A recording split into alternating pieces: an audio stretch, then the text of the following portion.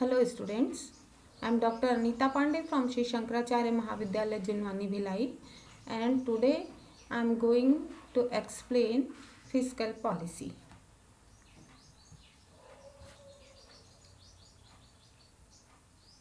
My last lecture was about monetary policy, and today the subject is fiscal policy. What is fiscal policy? Fiscal policy in India is the guiding force that helps the government decide how much money it should spend to support the economic activity and how much revenue it must earn from the system to keep the wheels of the economy running smoothly. In recent time, the importance of fiscal policy has been increasing to achieve economic growth swiftly both in India and across the world. जो fiscal policy है, राजकोषीय नीति, वो कुछ उद्देश्यों को लेके government बनाती है और जो भी उसके जो वित्तीय संसाधन जो होते हैं उनका संग्रह तथा ये जो पॉलिसी है ये बचत को प्रोत्साहित करती है. Attaining rapid economic growth is one of the key goals of fiscal policy formulated by the government of India. Fiscal policy along with monetary policy plays a crucial role in managing a country's economy.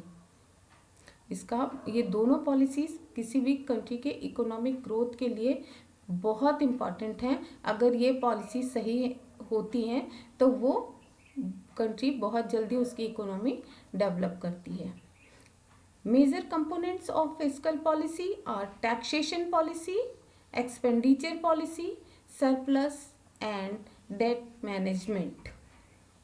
जो 4 components हैं वो taxation policy में 2 types के जो tax लगाए जाते हैं. First one is direct tax and second is indirect tax. और एक्सपेंडिचर पॉलिसी एंड जो सरप्लस एंड डेट मैनेजमेंट जो होता है वो ये 4 जो हैं मेजर कंपोनेंट्स हैं. Why fiscal policy is needed? Through the fiscal policy, the government of a country controls the flow of tax revenue and public expenditure to navigate the economy. If the government receives more revenue than it spends, it runs a surplus, while if it spends more than the tax and non-tax receipts, it runs a deficit. To meet additional expenditure, the government needs to borrow domestically or from overseas. Alternatively, the government may also choose the draw upon its foreign exchange reserve or print additional money. So, जो पहले की जो व्यवस्था थी वो ऋण जो था नॉन डेब्ट था, वित्तीय व्यवस्था.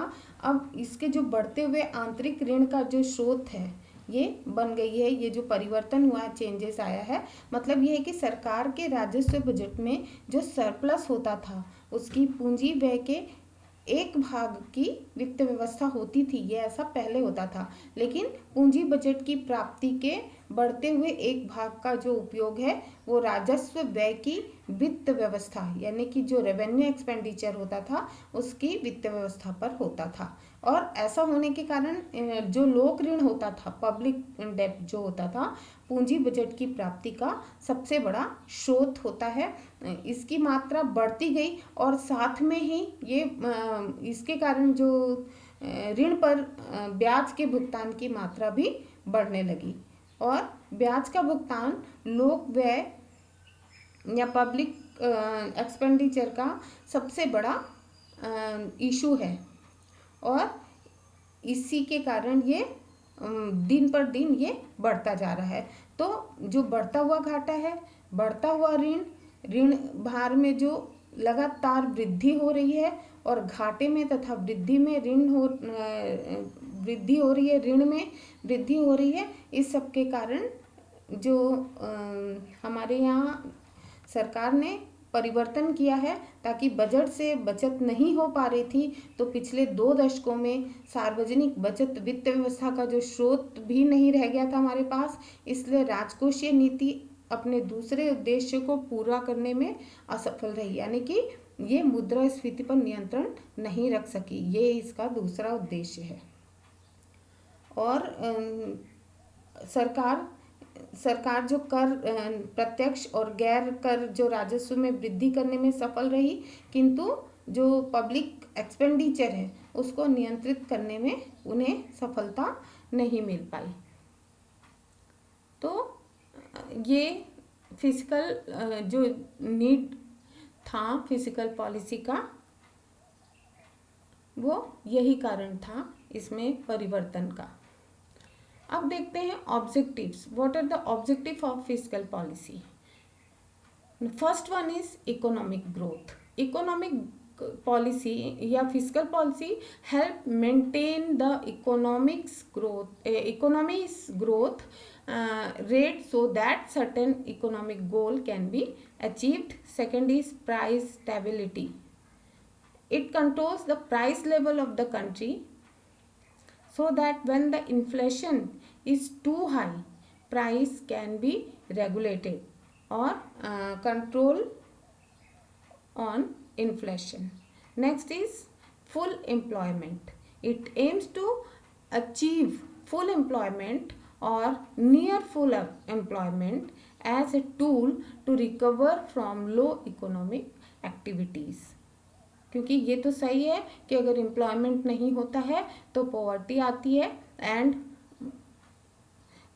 देश की जो अर्थव्यवस्था है वो चरमराने लगती है। Next is reduction in inequalities of income and wealth. Fiscal policy aims at achieving equality or social justice by reducing income inequalities among different sections of the society. Society में आपने देखा होगा कि कुछ लोग बहुत रईस हैं और कुछ लोग उनके पास बहुत इनकम है और कुछ लोगों के पास अपने रोज़मर्रा की ज़रूरतें पूरे करने के लिए भी वो नहीं कमा पाते हैं। तो ये सोशल इम्बैलेंसिंग यहीं पर हो जाती है और वहाँ पर सामाजिक न्याय या सोशल जस्टिस नहीं होता। तो ये जो फिजिकल पॉलिसी है उसका एक मेन ऑब्जेक्टिव ये भी है कि वो रिडक्शन करती है इस तरह की इनइक्वालिटीज़ में। Then balance regional development. There are various projects like building up dams on rivers, electricity, schools, roads, industrial projects, etc. run by the government to mitigate the regional imbalance in the country. बहुत सारे आप देखे होंगे कि जिसको हम कहते हैं कि पिछड़ा इलाका है, वहाँ पर स्कूल नहीं है या स्कूल है छोटा सा स्कूल है, वहाँ सुविधाएं नहीं हैं। तो और कुछ जगह ऐसी हैं कि जहाँ पे पूरे आधुनिक जो शहर हैं, बड़ी बिग सिटीज़ हैं, वहाँ पे पूरी तरह की फैसिलिटी है, पूरे मॉडर्न फैसिलिटीज़ हैं, वहाँ पे आईसीटी के थ्रू पढ़ाया जाता है। और आज भी भारत में कुछ ऐसे स्कूल्स हैं जहाँ पर वो स्कूल के नाम पर या बच्चों को बैठने के लिए भी प्रॉपर जो इनिशियल उनकी जो ज़रूरतें हैं वो भी पूरी नहीं हो पाती हैं। तो ये जो इस तरह का इम्बैलेंस है, इस इम्बैलेंस को दूर किए बिना तो हमारा कंट्री डेवलपिंग कंट्री ही रह जाएगा, डेवलप नहीं हो पाएगा। तो जो बैलेंस रीजनल डेवलपमेंट है वो भी फिजिकल पॉलिसी का एक मेजर ऑब्जेक्टिव है। Next, reducing the defect in the balance of payment.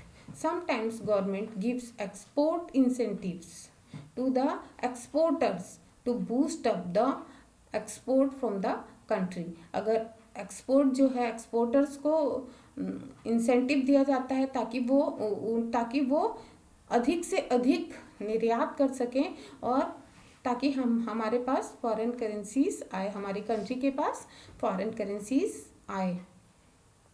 Next is increases national income. It's the strength of the fiscal policy that it brings out the desired result in the economy. ये अगर एक strong physical policy होगी तो वो जो desired result है मतलब कि नेशनल इनकम इंक्रीज होगा, पर कैपिटा इनकम, पर पर्सन इनकम इंक्रीज होगा, तभी तो नेशनल इनकम इंक्रीज होगा। तो वो इसको इंक्रीज करती है। And when the government want to increase the income of the country then it increase the direct and indirect taxes rates in the country. और जब गवर्नमेंट ये चाहती है कि उसकी जो इनकम है वो इंक्रीज हो तो वो क्या करती है, रेवेन्यू पे यानी कि डायरेक्ट एंड इनडायरेक्ट टैक्सेस पे का रेट जो है वो ज़्यादा कर देती है ताकि अधिक से अधिक रेवेन्यू कलेक्ट हो सके। Next one is development of infrastructure. When the government of the concern country spends money on the projects like railways, schools, dams, electricity, roads, etc. to increase the welfare of the citizen, it improves the infrastructure of country. A improved infrastructure is the key to further speed up the economic growth of a country. Next one is foreign exchange earnings. When the central government of the country gives incentives like exemption in customs duty, concession in excise duty while producing things in the domestic markets, it motivates the foreign investors to increase the investment in the domestic country.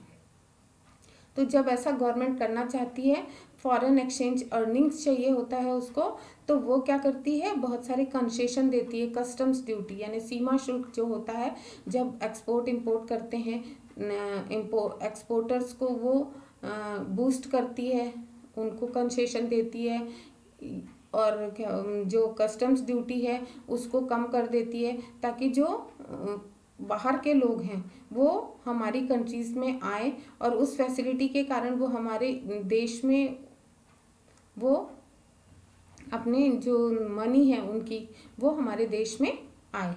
तो foreign investors को investment के लिए ये सब concession या जो incentives है वो दिए जाते हैं। Let's see what are the types of fiscal policy.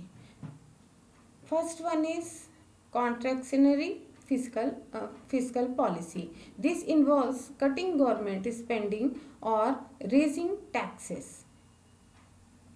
Thus, the tax revenue generated is more than government spendings. तो जब टैक्स रेवेन्यू जो जनरेट हो रहा है वो गवर्नमेंट की जो स्पेंडिंग है, जो वो खर्च कर रही है, उससे ज़्यादा होगा, तो यहाँ पर क्या होगा, सेविंग होगा।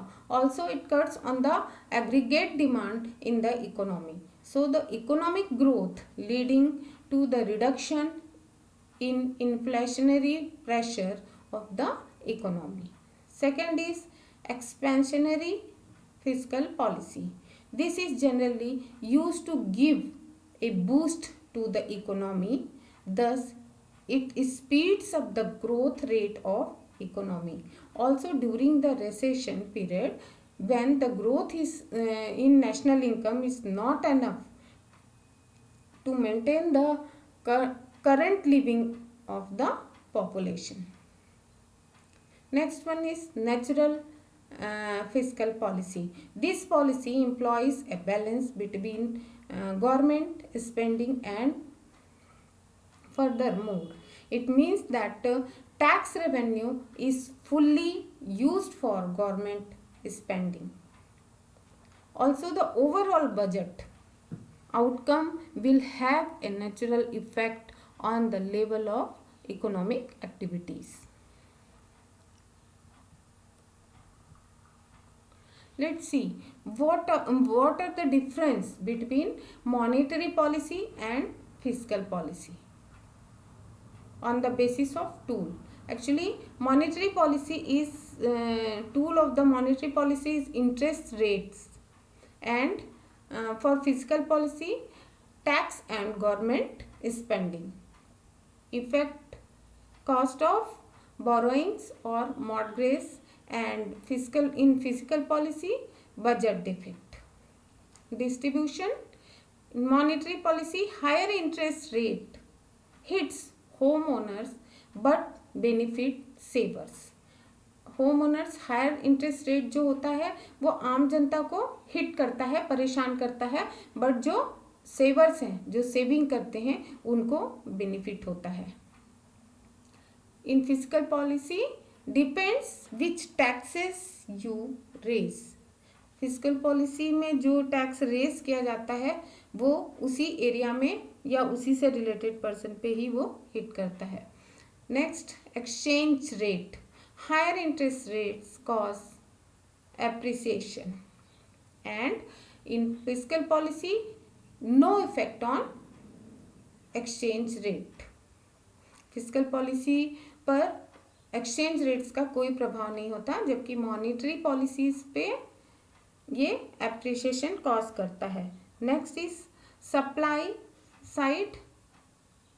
सप्लाई साइड का जो सप्लाई होता है, पूर्ति, उसका इसके ऊपर मॉनिटरी पॉलिसी पर लिमिटेड इफेक्ट होता है, इम्पैक्ट उसका लिमिटेड इम्पैक्ट होता है, जबकि फिजिकल पॉलिसी में हायर टैक्सेस में affect incentive to work. Politics. Monetary policy set by independent central bank. Monetary policy independent central bank, और इंडिया का सेंट्रल बैंक है रिजर्व बैंक ऑफ इंडिया. ये इसकी यहाँ पर पॉलिटिक्स होती है इसकी. और सेकंड है फिजिकल पॉलिसी में changing tax and government spending, highly political. Next is liquidity trap. Cuts in interest rate may not work in liquidity trap.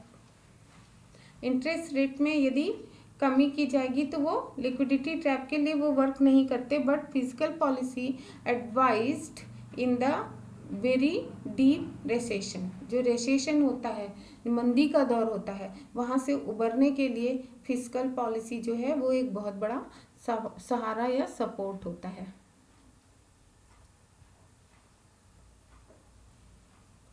So physical policy के बारे में हमने पढ़ा. अब हम देखते हैं उसका इम्पोर्टेंस क्या है.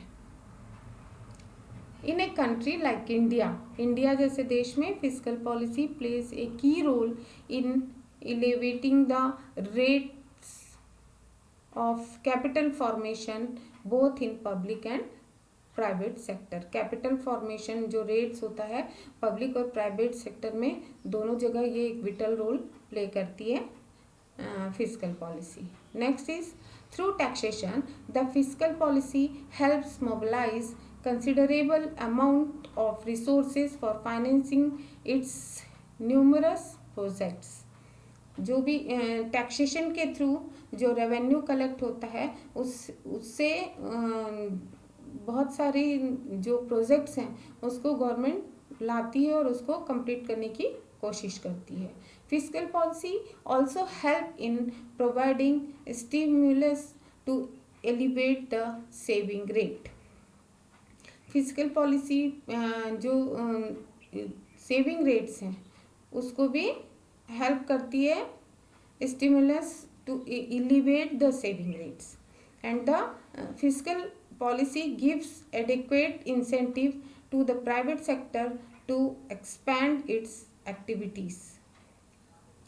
And physical policy aims to minimize the imbalance in the dispersal of income and wealth. जो imbalance होता है income और wealth में, मतलब कि सोसाइटी में, समाज में या कंट्री के कुछ लोग ऐसे जनरेशन, कुछ ऐसे लोग होते हैं, ऐसे पीपल होते हैं जो बहुत गरीब होते हैं और कुछ बहुत अमीर होते हैं. तो ये जो इम्बैलेंसिंग है उसको भी दूर करने में फिजिकल पॉलिसी जो है सपोर्ट करती है. अभी जो गवर्नमेंट जो डायरेक्ट टैक्स है, मेनली रेवेन्यू जो आता है गवर्नमेंट के पास, वो इनकम टैक्स से आता है जो कि डायरेक्ट टैक्स है, और बहुत सारे इनडायरेक्ट टैक्स थे जैसे सेंट्रल एक्साइज ड्यूटी और कस्टम्स ड्यूटी कस्टम्स ड्यूटी तो अभी भी इंडिपेंडेंट है, बट इसमें गवर्नमेंट ने क्या किया, जीएसटी लाया 2017 से। तो जीएसटी के कारण जो सेल्स टैक्स था, state sales tax, central sales tax, central excise duty, ये सबको एक साथ उन्होंने ऐड कर दिया और एक रेट लाया है जीएसटी में। सर्विस टैक्स भी जो था, ये सब GST means goods and service tax, इसके अंडर में सारे टैक्स आ गए हैं और यहाँ पर जो है कैलकुलेशन आसान हो गया है। कस्टम्स ड्यूटी भी अकॉर्डिंग टू जीएसटी ही लगाई जाती है। एक्सपोर्टर्स को प्रोत्साहित करने के लिए गवर्नमेंट वहाँ पर बहुत सारे इंसेंटिव्स देती है या फिर वहाँ पर कम उसका रेट रहता है, जबकि इंपोर्ट करने को वो हतोत्साहित करना चाहती है गवर्नमेंट। तो वहाँ पर ऐसी जो प्रोडक्ट हैं जो कि हमारे ऐसे जो प्रोडक्ट हैं या ऐसे जो रॉ मटेरियल्स हैं जो हमारी कंट्री में मिलते हैं, उनके ऊपर जो इंपोर्ट ड्यूटी है वो हाई रहती है, ताकि लोग उसको हमारी कंट्री में अगर वो अवेलेबल है तो हम उसी का यूज़ करें, बाहर से उसको ना मंगाएं। तो ये सब पॉलिसीज़ जो हैं, जो जीएसटी भी लाया गया तो वो इसी के तहत एक सोचा समझा हिस्सा था कि ऐसा एक जीएसटी जो कैलकुलेशन में आसान हो और अधिक से अधिक लोग उसमें टैक्स पे करें और वो टैक्स चोरी ना हो, तो इसलिए ही जीएसटी लाया गया है। तो ये था आज का लेक्चर फिस्कल पॉलिसी के बारे में। आज इतना ही। Thank you so much.